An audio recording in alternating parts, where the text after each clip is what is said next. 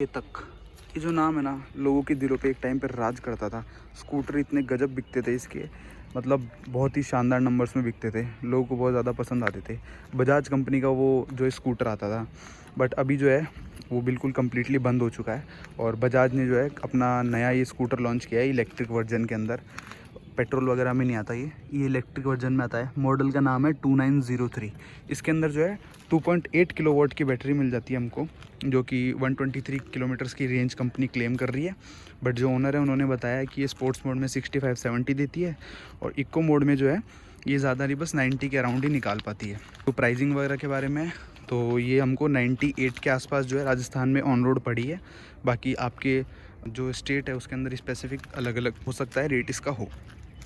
शुरू कर लेते हैं इसके वॉक अराउंड को। तो इसकी जो की है कुछ इस तरीके की नॉर्मल की आती है, जिसको जब हम ऑन करते हैं तो एक बीप का इंडिकेशन देती है, जो कि आपको भी सुनने को मिलेगा। ऑन करने पे जो है इसका मीटर कुछ इस तरीके की बीप दे देता है। फिर उसके बाद में हम बात करते हैं मीटर की, तो इसके अंदर time indicator, side stand, neutral, speed, range, battery और ये ट्रिप्स वगैरह दिखा देता है। बाकी जो इसका टॉगल स्विच है वो हमको इस साइड मिलता है एम के नाम से। इसको जब हम क्लिक करते हैं तो हमको ट्रिप्स वगैरह, बैटरी परसेंटेज वगैरह और ओडोमीटर दिखा देता है। अब जैसे मैं इसका साइड स्टैंड हटाता हूँ तो ये इंडिकेशन जो है वो हट जाएगा, ठीक है। सर्विस इंडिकेशन तो रहेगा ही।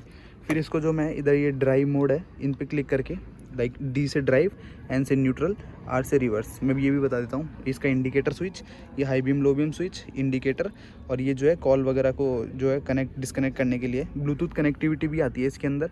बट बस वो इंडिकेट करेगा कि आपका कॉल आ रहा है, और अगर आपका कोई हेडसेट इसमें कनेक्टेड होगा तो आप इस बटन से प्रेस करके उसको कॉल को पिक कर लेंगे। ये इसका कुछ इस तरीके का हॉर्न है। और अब बात करता हूँ मैं जैसे ड्राइव मोड की। अब मैं इसको ड्राइव मोड पे ले लेता हूँ, तो ब्रेक दबा के जब हम इसका ड्राइव मोड पे क्लिक करते हैं तो ये बीप के साथ ड्राइव मोड पे आ जाता है। अब इसके अंदर इको दिखा रहा है। अब मुझे अगर जो इसको ड्राइव मोड से चेंज करना है, एक और बार ड्राइव मोड पे क्लिक करना पड़ेगा और ये स्पोर्ट्स मोड पे आ जाती है, ठीक है। तो मैं इसको अभी तो इको पे रख देता हूँ। ये इसका रिवर्स है। रिवर्स वाले पे जब मैं क्लिक करता हूँ तो ये कुछ इस तरीके का है। होल्ड करके रखना पड़ेगा फिर से ब्रेक, फिर इसको रिवर्स पे क्लिक करेंगे तो ये रिवर्स पे आ जाती है, और ये हैज़ार्ड्स ऑन हो जाते हैं और ये पीछे जाने को रेडी हो जाती है।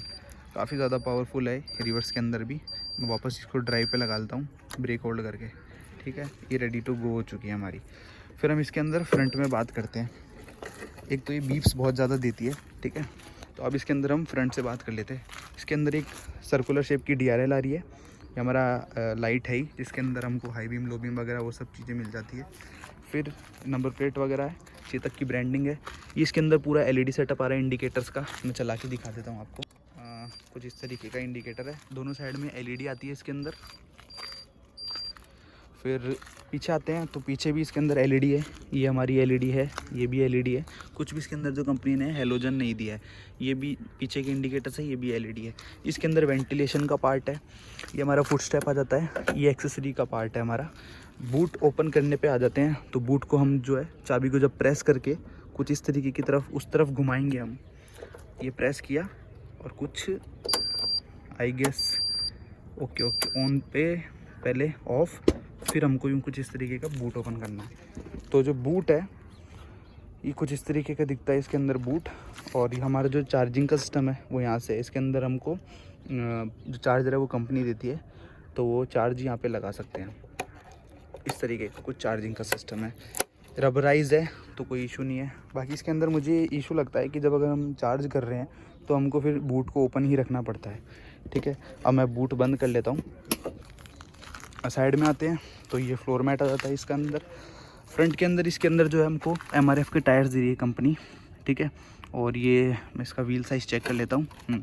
90 टू R12, मतलब 12 इंच का व्हील साइज़ है। अलॉय व्हील्स आ रहे हैं फ्रंट में भी और रियर में भी। रियर में भी हमारे पास अलॉय व्हील्स ही है। और जो टायर प्रोफाइल है वो 90-90-12 है, सेम एज़ फ्रंट, ठीक है। वही MRF का ज़ैपर करके इसके अंदर टायर है। और बात करते हैं इसके अंदर ब्रेकिंग सिस्टम के अंदर। फ्रंट के अंदर जो है इसके अंदर हमारे को ड्रम ब्रेक्स मिल रहे हैं, और रियर में भी मेरे हिसाब से इसके अंदर ड्रम ब्रेक्स ही है। हाँ, इसमें रियर में भी ड्रम ब्रेक्स है।